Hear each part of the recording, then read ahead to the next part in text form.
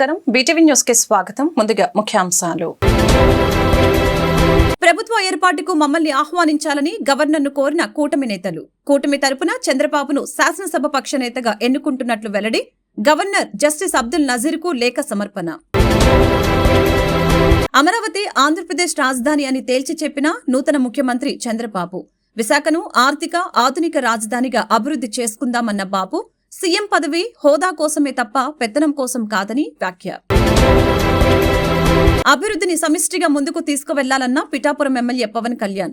రాష్ట్ర ప్రజలు కూటమికి అద్భుత మెజారిటీ ఇచ్చారన్న పవన్. కక్ష సాధింపులు, వ్యక్తిగత దూషణలకు ఇది సమయం కాదని వ్యాఖ్య. అధికారంలోకి వస్తామని తెలుసు కానీ ఇంత ఘన విజయం సాధిస్తామని అనుకోలేదన్న ఏపీ బీజేపీ చీఫ్ పురంధేశ్వరి. గత 5 ఏళ్లలో కక్షపూరిత పాలనను ఎదుర్కొన్నామని వ్యాఖ్య. కూటమికి అనూహ్య విజయం కట్టపెట్టారన్న బీజేపీ రాష్ట్ర చీఫ్. ప్రభుత్వ ఏర్పాటుకు మమ్మల్ని ఆహ్వానించమని గవర్నర్ను కూటమి నేతలు కోరారు. కూటమి తరపున చంద్రబాబును శాసనసభ పక్ష నేతగా ఎన్నుకుంటున్నట్లు వెల్లడించారు. గవర్నర్ జస్టిస్ అబ్దుల్ నజీర్కు 164 మంది ఎమ్మెల్యేల సంతకాలతో కూడిన లేఖను సమర్పించారు. ఆంధ్రప్రదేశ్ గవర్నర్ జస్టిస్ అబ్దుల్ నజీర్తో టీడీపీ రాష్ట్ర అధ్యక్షులు అచ్చెన్నాయుడు, బీజేపీ రాష్ట్ర అధ్యక్షురాలు పురంధేశ్వరి, జనసేన రాజకీయ వ్యవహారాల committee chairman Tenali MLA Nadendla Manohar మంగళవారం సమావేశమయ్యారు. ఎన్డీఏ కూటమి ఎమ్మెల్యేల తరపున సభా నాయకుడిగా టీడీపీ అధినేత కుప్పం ఎమ్మెల్యే చంద్రబాబు నాయుడును ఎన్నుకున్నట్లు వెల్లడించారు.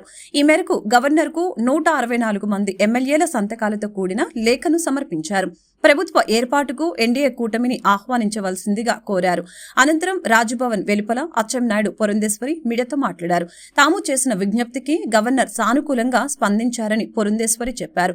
చట్ట నిబంధనల ప్రకారం ప్రభుత్వ ఏర్పాటుకు ఆహ్వానిస్తానని గవర్నర్ తమకు తెలియజేశారని అన్నారు. ఆంధ్రప్రదేశ్ రాష్ట్ర రాజధాని అమరావతినేనని చంద్రబాబు స్పష్టం చేశారు. ఇకపై 3 రాజధానులు అంటూ ఆటలాడే పరిస్థితి రాష్ట్రంలో ఉండదని తేల్చి చెప్పారు. విశాఖపట్నాన్ని ఆర్థిక ఆధునిక రాజధానిగా అభివృద్ధి చేసుకుందామంటూ పిలుపునిచ్చారు. మంగళవారం విజయవాడలో జరిగిన ఎన్డీఏ శాసనసభ పక్ష సమావేశంలో చంద్రబాబు మాట్లాడారు. కూటమి శాసనసభ పక్ష నేతగా ఎన్నుకున్నందుకు ఆయన ధన్యవాదాలు చెబుతూ ప్రజా తీర్పును గౌరవించి వారి నమ్మకాన్ని నిలబెట్టుకోవాల్సిన బాధ్యత తమందరిపైన ఉందని తెలిపారు. సమిష్టిగా ప్రజల రుణం తీర్చుకునే సమయం ఆసన్నమైందని చెప్పారు. రాష్ట్రాభివృద్ధికి కేంద్రం సహకారం ఎంతో అవసరమని గుర్తు చేశారు. కేంద్ర ప్రభుత్వ సహకారంతో పోలవరం ప్రాజెక్టును పూర్తి చేస్తామని వివరించారు. నిజానికి 2014లో అధికారంలోకి వచ్చి 5 ఏళ్లు రాష్ట్రాన్ని పాలించినప్పుడే పోలవరం ప్రాజెక్టు పనులు 72% పూర్తి చేశామని చంద్రబాబు చెప్పారు. వరదలకు డయాఫ్రమ్ వాల్ కొట్టుకుపోయిందని చెబుతూ ఈ ప్రాజెక్టును పూర్తి చేసి నదులను అనుసంధానించడం ద్వారా రాష్ట్రంలోని ప్రతి ఎకరానికి నీళ్లందిస్తామని హామీ ఇచ్చారు. సీఎం పర్యటనల సందర్భంగా షాపులు, రోడ్లు మూసివేయటం, పరదాలు కట్టడం లాంటివి ఇకపై రాష్ట్రంలో కనిపించబోవని చెప్పారు. సిగ్నల్స్ దగ్గర వాహనాలను ఆపేయటం జరగదని తెలిపారు. 5 నిమిషాలు నాకు లేటైనా పర్వాలేదు, కానీ ప్రజలకు అసౌకర్యం కలగవద్దని అధికారుల్ని ఇప్పటికే ఆదేశించినట్లు చంద్రబాబు తెలిపారు. ఏ ఒక్కరి ఆత్మగౌరవానికి భంగం కలగదని, ప్రతి నిర్ణయం, ప్రతి అడుగు ప్రజాహితం కోసమే ఉంటుందని చంద్రబాబు స్పష్టం చేశారు. నేను కూడా చాలా ఎన్నికలు చూశాను. ఈసారి రాష్ట్ర చరిత్రలో ఎప్పుడూ ఇవ్వనటువంటి తీర్పిచ్చారు. ఈ తీర్పు మళ్ళీ నిలబెట్టుకునే బాధ్యత మనందరిపైన ఉంటుంది. అయితే రాష్ట్రంలో ఉండే 5 కోట్ల ప్రజలందరికీ శిరస్సు వంచి పాదాభివందనం చేస్తున్న ఈ రాష్ట్రాన్ని కాపాడుకోవడానికి మీరు చూపించిన చొరవ కోసం అందరం కూడా ఒకటి క్యాంపెయిన్ చేశాం. ప్రజలు గెలవాలి, రాష్ట్రం నిలబడాలి. ప్రజలు గెలిచారు. రాష్ట్రాన్ని నిలబెట్టే బాధ్యత ఇక్కడుండే శాసనసభ్యులపైన, మనందరిపైన ఉంది. ఈ విషయం మనం గుర్తుపెట్టుకోవాల్సిన అవసరం ఉంది. ఒక అరాచక పాలన, ఒక విధ్వంసకర పాలన. మామూలుగా ఇది చూస్తే ఈ కూటమి ఏర్పాటు చేసినప్పుడు కూడా నేను ఎప్పుడూ మర్చిపోలేను. ఇప్పుడే పురంధేశ్వరి గారు చెప్పారు, పవన్ కళ్యాణ్ గారు చెప్పారు. 3 పార్టీలు కూడా ఒక అత్యున్నతమైన ఆశయాల కోసం పార్టీలు పెట్టినప్పటికీ ఈరోజు కలయిక కూడా మీరు చూస్తే, ఈ కలయికని చాలా ఎన్నికలు చూశాను కానీ నా చరిత్రలో ఎన్నికలైన తర్వాత కంప్లైంట్స్ ఉండేటివి. ఇక్కడ పలానోళ్ళు సరిగా పనిచేయలేదు, ఇక్కడ ఈ నాయకులు కోఆపరేట్ చేయలేదని. నేను చూసిన మొట్టమొదటి ఎన్నిక ఈసారి ఎన్నికల్లో మాత్రం 100% 3 పార్టీల రాష్ట్రంలో అభివృద్ధిని సమిష్టిగా ముందుకు తీసుకువెళ్లాల్సిన అవసరం ఉందని జనసేన అధినేత పవన్ కళ్యాణ్ తెలిపారు. అసెంబ్లీ ఎన్నికల్లో టీడీపీ, జనసేన, బీజేపీ కూటమి 175 సీట్లకు గాను అద్భుత మెజారిటీతో 164 సీట్లలో విజయం సాధించిందని, అలాగే లోక్సభ ఎన్నికల్లోనూ 25 సీట్లకు గాను 21 ఎంపీ స్థానాలకు కూటమి గెలుచుకుందని తెలియజేశారు. మంగళవారం విజయవాడలోని ఏ కన్వెన్షన్ సెంటర్లో కూటమి శాసనసభ పక్ష సమావేశం జరిగింది. ఈ సమావేశానికి టీడీపీ అధినేత చంద్రబాబు, బీజేపీ రాష్ట్ర అధ్యక్షురాలు పురంధేశ్వరి, జనసేన అధినేత పవన్ కళ్యాణ్ పాల్గొన్నారు. ఈ సందర్భంగా పవన్ మాట్లాడారు. కూటమి విజయం యావత్ దేశానికి స్ఫూర్తిగా నిలిచిందని వ్యాఖ్యానించారు. కూటమి అంటే ఎలా ఉండాలో, ఎలా పనిచేయాలో కలిసికట్టుగా చూపించామని చెప్పారు. రాష్ట్రంలోని 5 కోట్ల మంది ప్రజలు కూటమి మంచి పాలన అందిస్తుందని నమ్మకం పెట్టుకున్నారని జనసేనాని గుర్తు చేశారు. అందువలన కక్ష సాధింపులు, వ్యక్తిగత దూషణలకు ఇది సమయం కాదని సూచించారు. తెలుగుదేశం పార్టీ రాష్ట్ర అధ్యక్షులు శ్రీ అచ్చెన్నాయుడు గారికి, భారతీయ జనతా పార్టీ అధ్యక్షురాలు శ్రీమతి దగ్గుపాటి పురంధేశ్వరి గారికి నా హృదయపూర్వక నమస్కారాలు. తాడేపల్లిగూడెం సభలో నేను చెప్పినట్టుగా ఒక దార్శనికులు, 4 దశాబ్దాల సుదీర్ఘ అనుభవం, ఎన్నో ఒడిదుడుకులను ఎదుర్కొన్న తెలుగుదేశం జాతీయ పార్టీ అధ్యక్షులు శ్రీ నారా చంద్రబాబు నాయుడు గారికి నా హృదయపూర్వక నమస్కారం.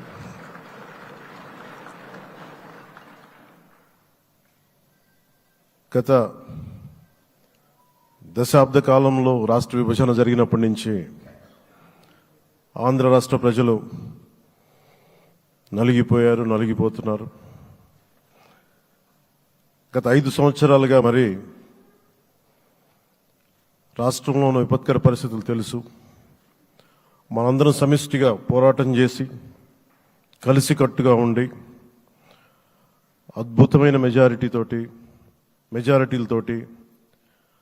164 శాసనసభ స్థానాలని ఎన్డీఏ కూటమి దక్కించుకుంది. అద్భుతమైన విజయం. 21 పార్లమెంట్ సభ్యుల్ని మన సెంట్రల్ హాల్లో కూడా మాట్లాడుతూ ఉంటే అందరికీ ఆంధ్రప్రదేశ్ విజయం, తెలుగుదేశం, జనసేన, భారతీయ జనతా పార్టీతో కూడిన ఎన్డీఏ కూటమి విజయం దేశం మొత్తం చాలా. ఆంధ్రప్రదేశ్ లో టీడీపీ, జనసేన, బీజేపీ కూటమిగా ఏర్పడిన క్షణంలోనే విజయంపై అందరికీ నమ్మకం ఏర్పడిందని బీజేపీ ఏపీ చీఫ్ పురంధేశ్వరి చెప్పారు. అయితే ఇంత ఘన విజయాన్ని మాత్రం ఊహించలేదని చెప్పుకొచ్చారు. కూటమికి ఇది అనూహ్య విజయమని చెప్పారు. మంగళవారం జరిగిన ఎన్డీఏ శాసనసభ పక్ష సమావేశంలో పురంధేశ్వరి మాట్లాడారు. 5 ఏళ్ల జగన్ పాలనలో ఆంధ్రప్రదేశ్ ప్రజలు నిజమైన సంక్షేమానికి దూరం అయ్యారని చెప్పారు. అభివృద్ధి అనే పదానికి అర్థం లేకుండా పోయిందని తెలిపారు. ప్రజా వ్యతిరేక పాలనను అంతమొందించాలని నిర్ణయించుకున్న ప్రజలు కూటమికి అనూహ్య విజయాన్ని కట్టబెట్టారని, ఇందుకు వారికి సభాముఖంగా కృతజ్ఞతలు తెలియజేసుకుంటున్నానని పురంధేశ్వరి చెప్పారు. చంద్రబాబు యుక్తి, నరేంద్ర మోదీ స్ఫూర్తి, పవన్ కళ్యాణ్ శక్తి, ఈ మూడింటి కలయికే ఇవాళ రాష్ట్ర ప్రజల ముందుకు కూటమి రూపంలో వచ్చిందని చెప్పారు. ప్రజా సంక్షేమం పైన దృష్టి పెట్టి రాష్ట్రాభివృద్ధి లక్ష్యంగా పాలన కొనసాగాలని ఆకాంక్షించారు.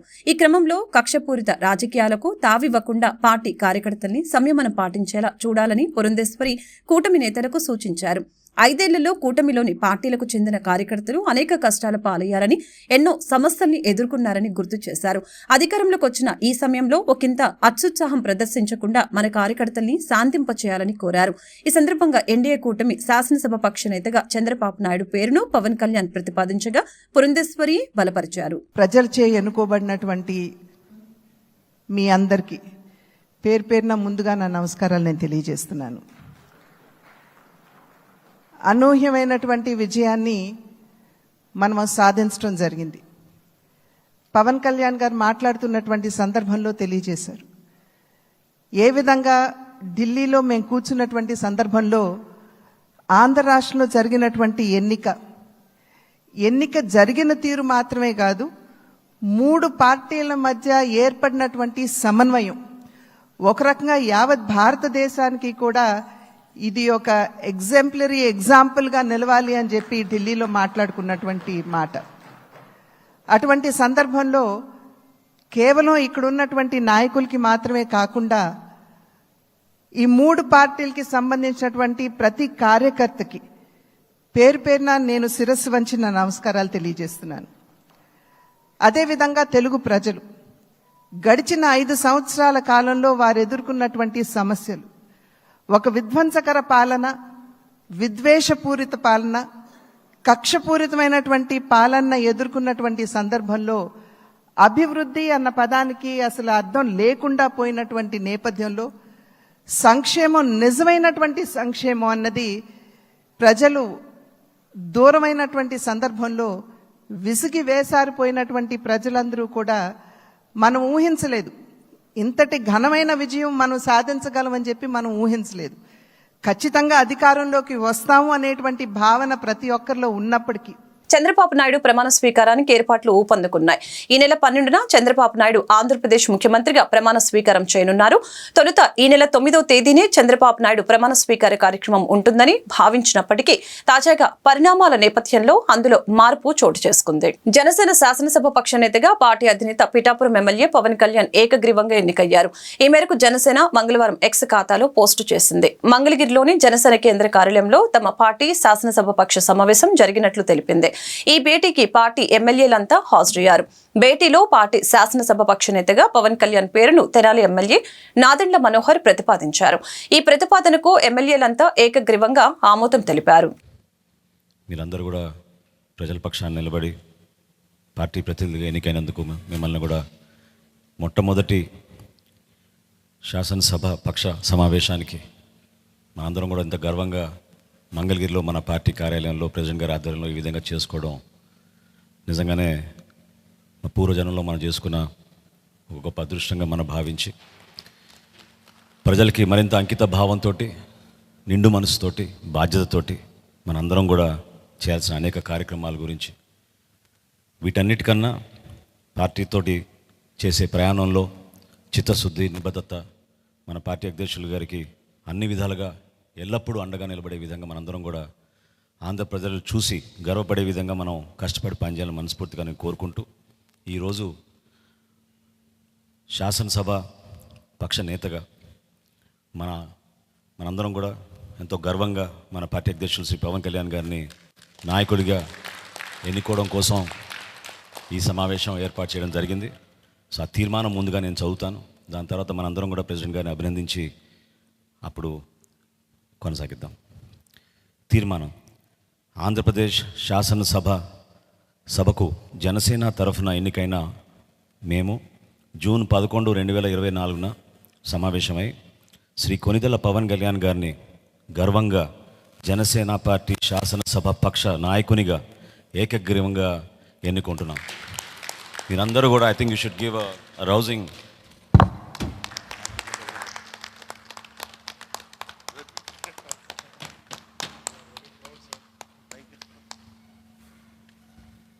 ఈ కాన్స్టిట్యూషనల్ ఫార్మాలిటీ పూర్తయింది కాబట్టి ఇప్పుడు చంద్రబాబు ప్రమాణ స్వీకార కార్యక్రమం జరిగే ఈ నెల 12వ తేదీన గన్నవరం విమానాశ్రయానికి వచ్చే ప్రయాణికుల వేళల్ని విజయవాడ ఎయిర్పోర్టు యాజమాన్యం సవరించింది.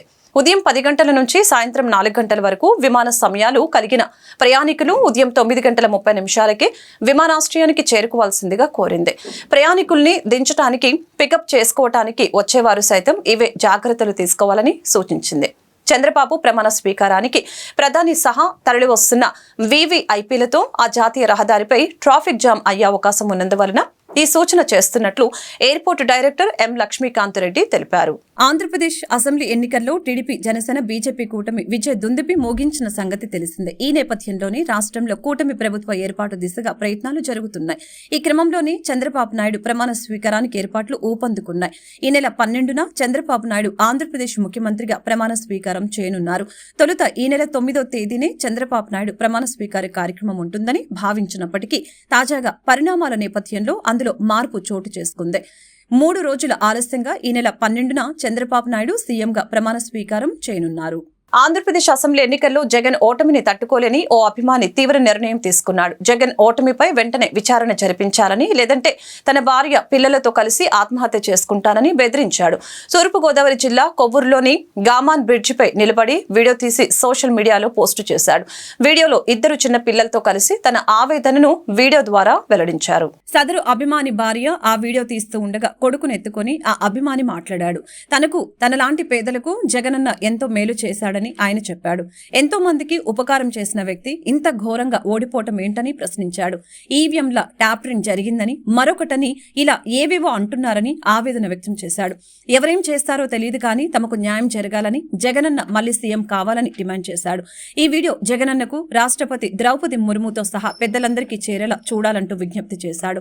తన కుటుంబం ఏమైపోయినా పర్లేదు, తమ నలుగురి ప్రాణాలు పోయినా రాష్ట్రంలోని తమలాంటి పేదవాళ్లకు మేలు జరిగితే చాలని కోరాడు. చంద్రబాబు ప్రమాణ స్వీకారం చేయకముందే ఈ ఎన్నిక ఫలితాలపై విచారణ జరిపించి న్యాయం చేయాలని డిమాండ్ చేశాడు. అలా కాకుండా తమను కాపాడేందుకు ఎవరైనా బ్రిడ్జిపైకి వస్తే గోదావరిలోకి దూకేస్తానని బెదిరించాడు. కాగా ఈ వీడియోలో కనిపిస్తున్న వ్యక్తిది బ్రాహ్మణగూడెం అని వైసీపీ అధినేత జగన్ కు అతను అభిమాని అని తెలుస్తోంది.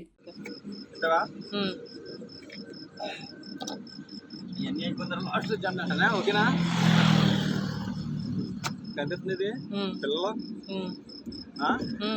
మేమందరం కూడా నేను నా బిడ్డలు నా భార్య నా బిడ్డలు నా భార్య మేమందరం కూడా ఈరోజు ఆత్మహత్య చేసుకుంటాం. మాకు న్యాయం జరగాలండి. ఈ వీడియో జగన్ గారి దగ్గరికి వెళ్ళాలి. మేము చనిపోయినా పర్లేదు, మేము చచ్చిపోయినా పర్లేదు, కానీ జగన్ గారి దగ్గరికి వీడియో వెళ్ళి పెద్ద పెద్ద అధికారులు రాష్ట్రపతి గారి దగ్గర కూడా ద్రౌపది ముర్ము గారి దగ్గర కూడా ఇది వెళ్ళి న్యాయం చెయ్యాలండి మాకు. లేదంటే మా జగన్లో మేము లేకపోతే నేను నా బిడ్డలో కలిసి గోదావరిలో దూకి చచ్చిపోతామండి. నా భార్య మేము మొత్తం మా ఫ్యామిలీ పోయినా పర్లేదు. యావత్ రాష్ట్రంలో ప్రజలందరూ బాగుంటే చాలండి. నేను పోతే పోనీ, నా ఫ్యామిలీ పోతే, ఒక కుటుంబం పోతే పోలేని కుటుంబాలు మన రాష్ట్రంలో, మన ఆంధ్రప్రదేశ్ సౌభాగ్యంగా ఉంటుంది. ఎందుకంటే ఇంకా ప్రమాణ స్వీకారానికి టైం ఇవ్వమని అడుగుతున్నాం. ఎందుకంటే రేపు పొద్దున ప్రమాణ స్వీకారం చేయబోతున్నారు చంద్రబాబు నాయుడు గారు. ఇంకా ఆయన చేసేస్తే ఇంకా మా చేతుల్లో ఏమీ లేనట్టే. మాకు ఎన్ని సీట్లు వస్తామేంటి? మరి అంత దారుణంగా ఎందుకు ఓడిపోవాలి మేము? మా జగన్ అన్న అంత దారుణంగా ఎప్పుడు ఓడిపోలేదు. ప్రజలందరూ అడుగుతున్నారు మా ఓట్లు ఇయ్యి, మేము వేసిన ఓట్లు ఇయ్యి అంటే ఎవరు సమాధానం చెప్పట్లేదు. మా చావే మేము చచ్చిపోయామనుకో, మేము చచ్చిపోతే మా యొక్క ఈ కేసు, మా యొక్క ఈ గొడవ, మా యొక్క ఈ యొక్క ధర్నా మొత్తం ప్రజలందరికీ వెళ్ళాలి. ప్రజలందరికీ వెళ్ళి వీడియో చూసి అనేకులు స్పందించి అధికారుల దగ్గర తీసుకెళ్తేనే కానీ, ఎవరో ఒకరు చచ్చిపోతేనే కానీ ఎవరు వినరు.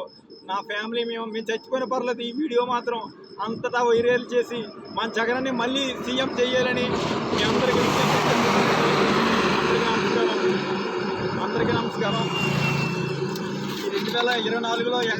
2024లో ఎగరవలసిన పార్టీ ఆ పార్టీ కాదండి, కేవలం మా జగనన్న పార్టీ ఎగరాలండి. మా జగనన్న పార్టీ 2024లో ఎగరాలండి. మా జగనన్న సీఎం అవ్వాలి.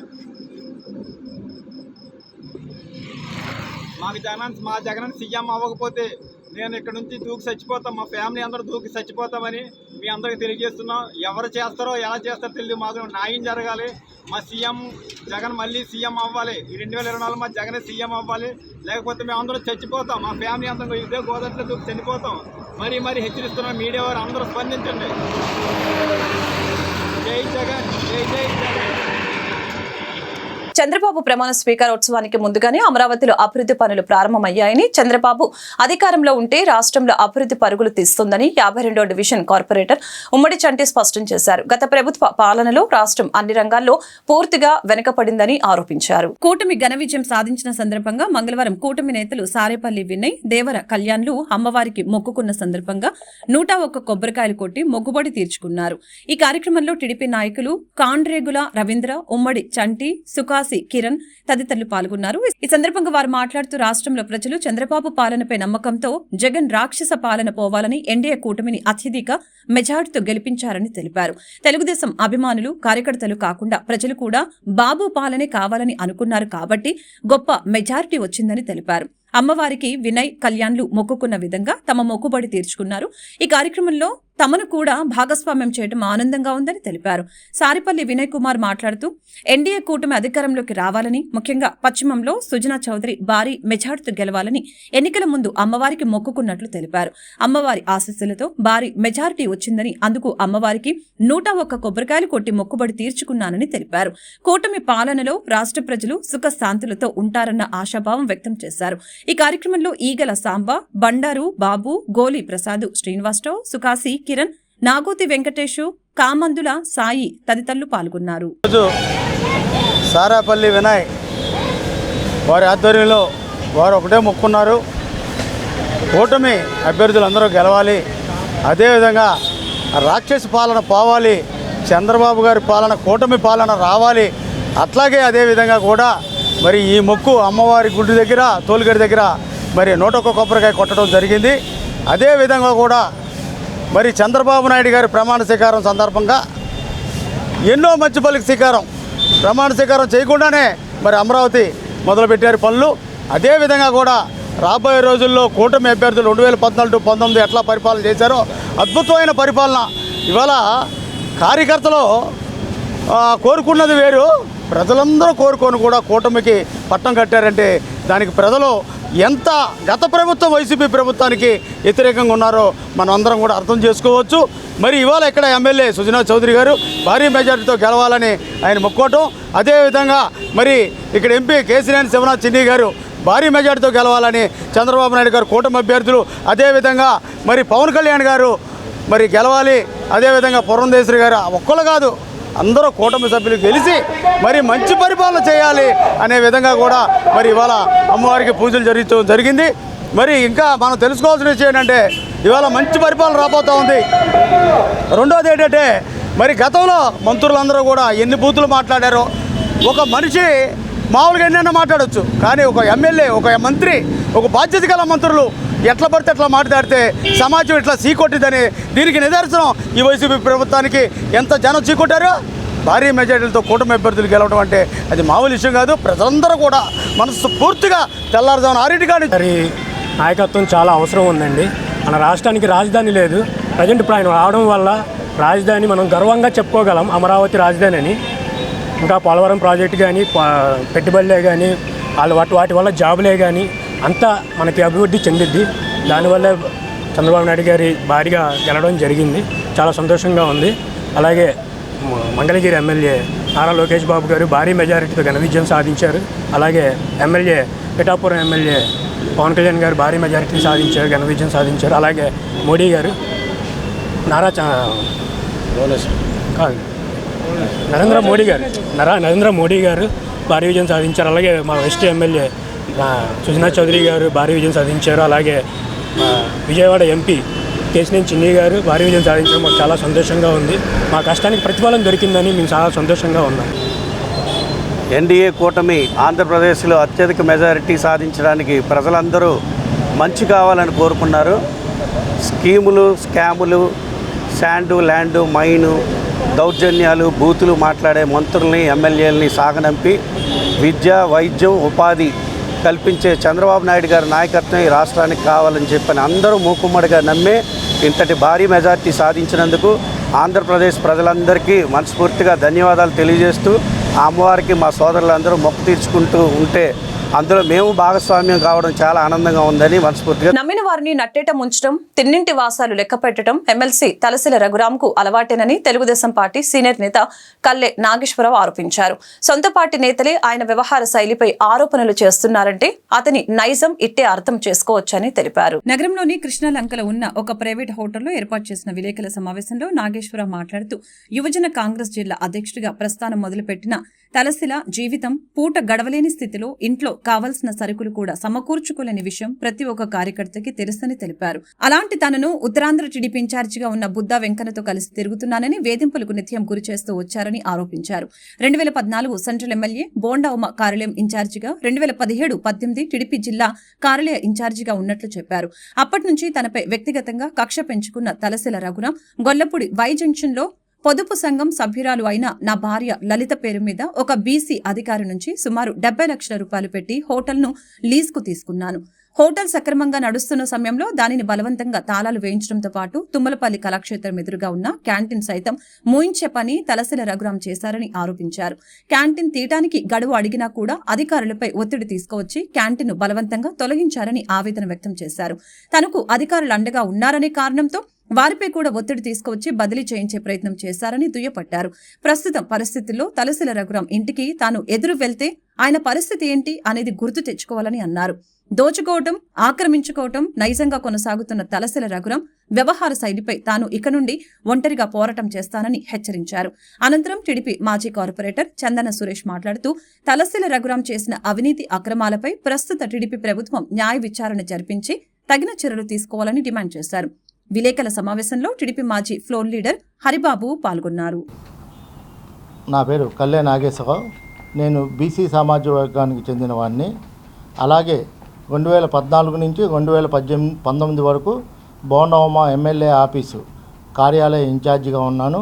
అలాగే 2018 నుంచి 2019 వరకు టీడీపీ విజయవాడ సిటీ కార్యాలయానికి కార్యదర్శిగా కూడా పనిచేశాను. ఆ విధంగానే కాకుండా 2020లో మా ఆవిడ చనిపోయింది. అప్పటి నుంచి కళ్యాణ లలిత ట్రస్ట్ పేరు మీద అనేక సేవా కార్యక్రమాలు చేస్తున్నాను. అసలు ముందుగా మీకు ఈ ప్రెస్ మీట్ పెట్టడానికి కారణం ఏంటంటే, నాకు యూత్ కాంగ్రెస్ ప్రెసిడెంట్గా ఉన్నప్పుడు దగ్గర నుంచి తలసిల రఘురాం అనే అతను ఒక ఫ్యామిలీ ఫ్రెండ్.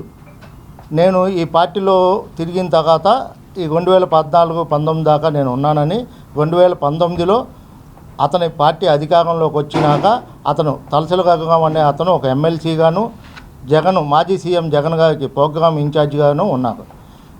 అతను నా మీద కక్ష సాధింపు చర్యలు ఎలా స్టార్ట్ చేశాడంటే, గొల్లపూడి డిఆర్డీఏ పీడీగా ఒక బీసీ నాయకుడు, మేము బీసీమే కాబట్టి ఒక బీసీ ఆయన డిఆర్డీఏ పీడీగా వస్తే, ఆయన ఆ గొల్లపూడి డిఆర్డీఏ పీడీ ఆఫీసు ముందు ఉన్న ఖాళీ స్థలాన్ని, ఒక 15 అడుగులు లోతుగా ఉన్న ఖాళీ స్థలాన్ని నాకు మహిళా పొదుపు సంఘం తరపున, నా మిసెస్ పేరు మీద ఉన్న మహిళా పొదుపు సంఘం తరపున లీజుకి ఇచ్చారు. ఆ లీజు తీసుకొని దానికి 15 అడుగులు గొయ్యి పూడ్చి దాంట్లో ఒక 70 లక్షలు పెట్టి కన్స్ట్రక్షన్ చేశాను. ఆ కన్స్ట్రక్షన్ చేసిన ఫోటో కూడా హోటల్ వై జంక్షన్ అనే హోటల్ నిర్మించాను. ఆ హోటల్ ఫోటో కూడా మీకు చూపిస్తాను.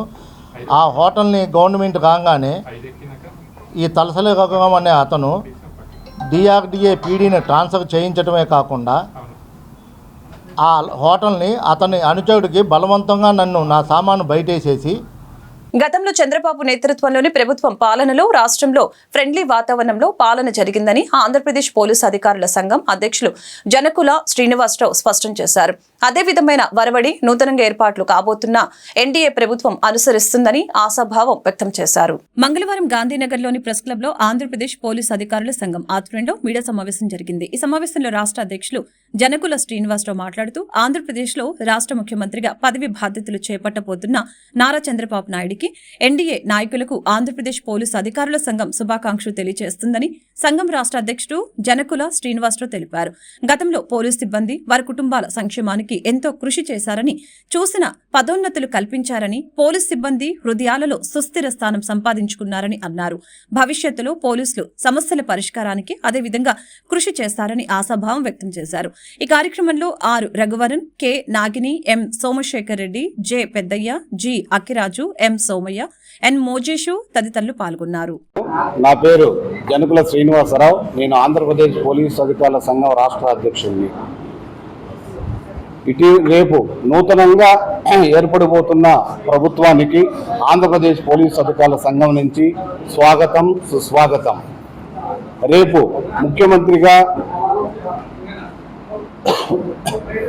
ముఖ్యమంత్రిగా పదవి స్వీకారం చేసినటువంటి శ్రీ నారా చంద్రబాబు నాయుడు గారికి మా ఆంధ్రప్రదేశ్ పోలీసు అధికారుల సంఘం నుంచి ప్రత్యేక శుభాకాంక్షలు, అభినందనలు తెలియజేస్తూ ఉన్నాం. గతంలో కూడా మేము టీడీపీ ప్రభుత్వంలో పనిచేశాం. అప్పుడు అనేకమైనటువంటి సంక్షేమ కార్యక్రమాలు నారా చంద్రబాబు నాయుడు గారి వల్ల మేము పొందగలిగాం. దాంట్లో ముఖ్యమైనవి ప్రమోషన్ల విధానంలో అనేక మంది ప్రమోషన్లు పొందలేకున్న తరుణంలో 2019 హెడ్ కానిస్టేబుల్స్, 566 ఏఎస్ఐలు ప్రమోషన్ల వరద సృష్టించినందుకు ఆ రోజు కూడా కృతజ్ఞత చెప్పాం. మళ్ళీ ఈ రోజు కూడా అది గుర్తు చేసుకుంటా ఉన్నాం ఈ సందర్భంగా. అయితే ఇంకా పోలీసు సంస్కరణలకు సంబంధించి కానీ పోలీసు సంక్షేమానికి ఇంకా ఈ ఫ్రెండ్లీ ప్రభుత్వం పెద్దపీట వేస్తుందని మేమందరం నమ్ముతూ మరొక్కసారి ఆ ప్రభుత్వానికి స్వాగతం, సుస్వాగతం మా తరపు నుంచి ప్రత్యేక అభినందనలు, ధన్యవాదాలు తెలియపరుస్తా ఉన్నాం. నమస్కారం, దక్ష టీవీ న్యూస్ కి స్వాగతం. ముందుగా ముఖ్యాంశాలు. ప్రభుత్వ ఏర్పాటుకు మమ్మల్ని ఆహ్వానించాలని గవర్నర్ను కోరిన కూటమి నేతలు. కూటమి తరపున చంద్రబాబును శాసనసభ పక్ష నేతగా ఎన్నుకుంటున్నట్లు వెల్లడి. గవర్నర్ జస్టిస్ అబ్దుల్ నజీర్కు లేఖ సమర్పణ. అమరావతి ఆంధ్రప్రదేశ్ రాజధాని అని తేల్చి చెప్పిన నూతన ముఖ్యమంత్రి చంద్రబాబు. విశాఖను ఆర్థిక ఆధునిక రాజధానిగా అభివృద్ధి చేసుకుందామన్న బాబు, సీఎం పదవి హోదా కోసమే తప్ప పెత్తనం కోసం కాదని వ్యాఖ్య. అభివృద్ధిని సమిష్టిగా ముందుకు తీసుకువెళ్లాలన్న పిఠాపురం ఎమ్మెల్యే పవన్ కళ్యాణ్. రాష్ట్ర ప్రజలు కూటమికి అద్భుత మెజారిటీ ఇచ్చారన్న పవన్, కక్ష సాధింపులు, వ్యక్తిగత దూషణలకు ఇది సమయం కాదని వ్యాఖ్య. అధికారంలోకి వస్తామని తెలుసు కానీ ఇంత ఘన విజయం సాధిస్తామని అనుకోలేదన్న ఏపీ బీజేపీ చీఫ్ పురంధేశ్వరి. గత 5 ఏళ్లలో కక్షపూరిత పాలనను ఎదుర్కొన్నామని వ్యాఖ్య. కూటమికి అనూహ్య విజయం కట్టపెట్టారన్న బీజేపీ రాష్ట్ర చీఫ్. వార్తను ముగించే ముందు ముఖ్యాంశాలు మరొకసారి.